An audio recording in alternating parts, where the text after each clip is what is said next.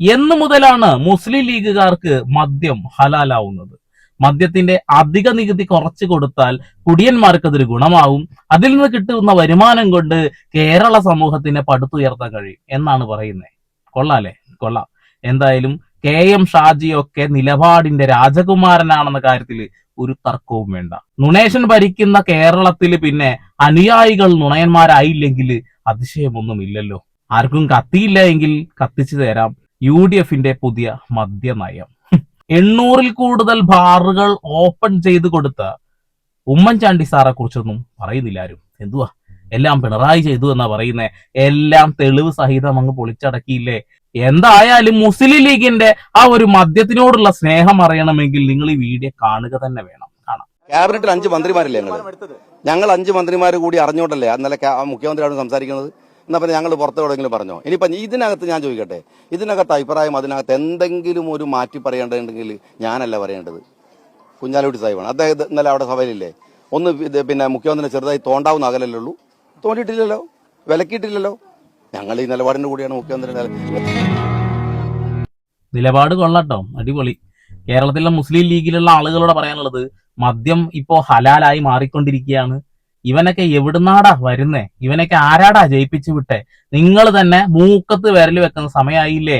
ഇപ്പോഴെങ്കിലും നിങ്ങൾ ഒരു കാര്യം മനസ്സിലാക്കണം, അധികാരത്തിൽ എത്താൻ എന്ത് ഊളത്തരവും പറയും. ആ പച്ചക്കൊടി പിടിച്ചു കഴിഞ്ഞാൽ സ്വർഗം കിട്ടും. ഇങ്ങനെ പോയാൽ സ്വർഗം കിട്ടൂല, ഒരു മണ്ണാങ്കട്ടയും കിട്ടൂല. വെറുതെ നിങ്ങളെ പൊട്ടന്മാരാക്കി ഇവർ അധികാരത്തിൽ കയറി പോക്കറ്റ് വീർപ്പിക്കാൻ നല്ലത് ഒന്നും ചെയ്യാൻ പോണില്ല എന്നുള്ളതാണ്. ഇനി നമ്മുടെ സ്വന്തം പൊന്നോമന പുത്രി, ലീഗിന്റെ കണ്ണോമന, പൊന്നോമന, ഫിലോമിന, സുലോചന, ഫാത്തിമക്ക് എന്തോ പറയാനുണ്ട്.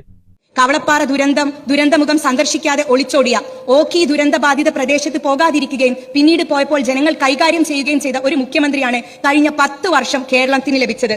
മുഖ്യമന്ത്രി സന്ദർശിച്ചാൽ എന്ത്, സന്ദർശിച്ചിട്ടില്ലെങ്കിൽ എന്ത് എന്ന അവസ്ഥയായിരുന്നു. ആരെങ്കിലും എഴുതി കൊടുത്തത് വായിച്ചിട്ട് വെറുതെ നാണം കെടൽ എന്റെ പൊന്നു ചാച്ചി. മതമാണ് പ്രശ്നം. മതം പറഞ്ഞ് വോട്ട് പിടിച്ച് വോട്ട് പോക്കറ്റിലാക്കി നിയമസഭയിൽ വന്ന് നുണകൾ പറഞ്ഞാൽ പൊളിച്ചടക്കി അങ്ങ് കൈ തരും. കേട്ടോ? കേട്ടോ? മണ്ണിടിച്ചിലും ദുരിതം വിതച്ച വയനാട്ടിലെയും മലപ്പുറത്തെയും പ്രദേശങ്ങൾ മുഖ്യമന്ത്രി പിണറായി വിജയൻ സന്ദർശിച്ചു. അതിജീവനത്തിന് സർക്കാർ ഒപ്പമുണ്ടാകുമെന്ന് ദുരിതബാധിതർക്ക് മുഖ്യമന്ത്രി ഉറപ്പ് നൽകി. വയനാട്ടിൽ കാലവർഷം കൂടുതൽ ദുരിതം വിതച്ച മേപ്പാടിയിലെ ദുരിതാശ്വാസ ക്യാമ്പിലേക്കാണ് മുഖ്യമന്ത്രി ആദ്യം എത്തിയത്. എല്ലാ കാര്യത്തിലും സർക്കാർ കൂടെയുണ്ടാവും. ക്യാമ്പിലുള്ള ഓരോരുത്തരുടെയും അടുത്തെത്തി പ്രശ്നങ്ങൾ കേട്ടു. കവളപ്പാറയിലെ ദുരിതബാധിതരുള്ള ഭൂദാനം പള്ളിയിലെ ക്യാമ്പും മുഖ്യമന്ത്രി സന്ദർശിച്ചു. തിരിച്ചു പോകാവുന്ന സാഹചര്യം വരുമ്പോൾ എല്ലാവരെയും വീടുകളിലേക്ക് എത്തിക്കുന്നതിനുള്ള പ്രവർത്തനങ്ങളാണ് ഇപ്പോൾ നടക്കുന്നത്. രണ്ടിടത്തും അവലോകന യോഗങ്ങളിലും പങ്കെടുത്ത ശേഷമാണ് പിണറായി വിജയൻ മടങ്ങിയത്. കൃത്യമായി പറഞ്ഞാൽ 395 പേരെ കരക്കെത്തിക്കാൻ കഴിയും. ഇത് കൂട്ടായ ഒരു ശ്രമത്തിന്റെ ഭാഗം. ഇങ്ങനെ കല്ല് വെച്ച നുണകൾ പറയല്ലേ എന്റെ ഫാത്തിമ ചേച്ചി, ഫാത്തിമ താത്ത. എന്തിനാണ് വെറുതെ കൂട്ടത്തിൽ കൂട്ടി നുണ പറയുന്നത്? നുണ പറയാതിരിക്കാൻ കഴിയില്ല. കാരണം പ്രധാനപ്പെട്ട ആളുകൾ പോലും നുണ പറയുമ്പോ ഞാനൊരു കൊഞ്ഞ നുണയെങ്കിലും പറയണ്ടേ എന്നുള്ളതാണ്. സോഷ്യൽ മീഡിയ ഉള്ളിടത്തോളം കാലം നിങ്ങൾ ഒന്ന് മനസ്സിലാക്കണം, സോഷ്യൽ മീഡിയ ഉള്ളിടത്തോളം കാലം നിങ്ങളുടെ നുണകൾ പൊളിച്ചടക്കാൻ ഞങ്ങളെ പോലെയുള്ള ആളുകൾ ഉണ്ടാവും, പൗരന്മാരുണ്ടാവും എന്നുള്ളതാണ്. ഇനി നിയമസഭയിൽ രേഖകളിൽ നിന്നും വെട്ടിമാറ്റിയ പിണറായി വിജയന്റെ ഒരു പ്രസംഗം കൂടി കേട്ടിട്ട് പോയാൽ മതി. അവിടെ പുതിയ ബജറ്റിന്റെ ഷെഡ്യൂൾ അവതരിപ്പിക്കുമ്പോൾ അതിനകത്ത് ഫിനാൻസ് ബിൽ ഉണ്ടായിരുന്നില്ല. പക്ഷേ ഒരു സ്വകാര്യ മദ്യ കമ്പനിക്ക് അമിതമായ ലാഭം കൊയ്യാൻ പറ്റുന്ന അവസരം മെല്ലെ ഇതിൽ തിരികിയിരിക്കുകയാണ്. 251% നിലവിലുള്ള നികുതി, അതാണ് 120%ആക്കി കുറക്കുന്നത്. സർ, 131% കുറവ്. സർ, എന്തിനു വേണ്ടിയാണ്? ആർക്കു വേണ്ടിയാണ്? നമ്മുടെ നാട്ടിലുള്ള സാധാരണക്കാർക്ക് ഇതുകൊണ്ട് എന്താണ് ഗുണം? ഇതിന്റെ ഗുണഭോക്താവ് എല്ലാവർക്കും അറിയാവുന്നതുപോലെ കർണാടകയിലെ ഒരു മദ്യ കമ്പനിയാണ്. സർ, ഇവിടെയാണ് പ്രശ്നം.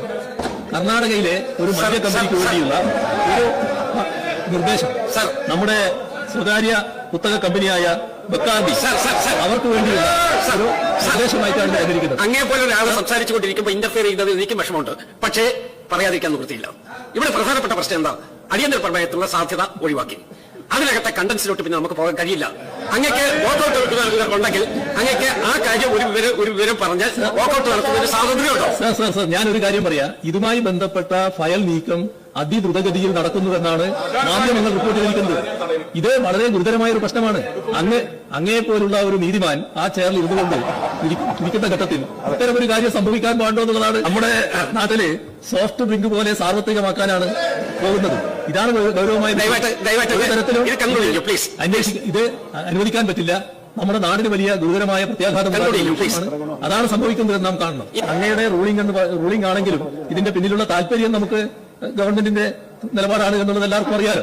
അപ്പോൾ അതുകൊണ്ട് തന്നെ അങ്ങനെ ഒരു നിലപാടിലേക്ക് അങ്ങ് കഠിനമായി നിൽക്കരുത് എന്നാണ് എനിക്ക് അഭ്യർത്ഥിക്കാനുള്ളത്. അതല്ല, ഞാൻ നിയമവും ചട്ടവും കീഴ്വഴക്കങ്ങളും മാത്രമാണ് പറഞ്ഞിട്ടുള്ളത്. അതിനേക്കാൾ അപ്പുറത്ത് ഞാൻ നമ്മുടെ യുവാക്കളെയും വിദ്യാർത്ഥികളെയും ഒക്കെ ലഹരിയിലേക്ക് തള്ളിവിടുന്ന ഒരു പ്രശ്നമാണ്. ഇപ്പൊ ലഹരിയെ കുറിച്ച് ബഹുമാനായ ആഭ്യന്തരമന്ത്രി പറഞ്ഞു കഴിഞ്ഞതേ ഉള്ളൂ, ലഹരിയുടെ ആപത്തിനെ കുറിച്ച്. ആ ലഹരിയിലേക്ക് ആളുകളെ തള്ളിവിടുന്നതിനുള്ള ഒരു വഴിയായി എന്തിനാടാ ഇങ്ങനെ ജനങ്ങളെ ബുദ്ധിമുട്ടിക്കുന്നത് എന്ന് മാത്രമേ എനിക്ക് ചോദിക്കാനുള്ളൂ. എന്തിനാണ് ഇതൊക്കെ ചെയ്യുന്നത്? ഇതൊക്കെ വികസന പ്രവർത്തനത്തിനുള്ള ഫണ്ട് കണ്ടെത്താനാണെന്നാണ് സതീശൻ മുതലാളി അനുയായികളും പറയുന്നത്.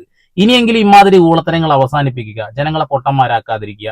251% നികുതി ഒറ്റയടിക്ക് 130 ആയിട്ടൊക്കെ കുറയ്ക്കുക എന്നൊക്കെ പറയുമ്പോൾ വി.ഡി. സതീശന്റെ ആരെങ്കിലൊക്കെയാണ് ഈ ടീം എന്ന് ചോദിച്ച് മനസ്സിലാക്കണം. നല്ലതാ. ഇപ്പൊ നിങ്ങൾക്ക് ആ കാര്യം കത്തിയിട്ടുണ്ടാവും. എന്തിനാണ് ഈ മനുഷ്യൻ കർണാടകയിലേക്ക് പോയത്? ആരോ പിടിച്ചു കൊടുത്ത ഫ്ലൈറ്റിൽ കയറി എന്തിനു പോയി?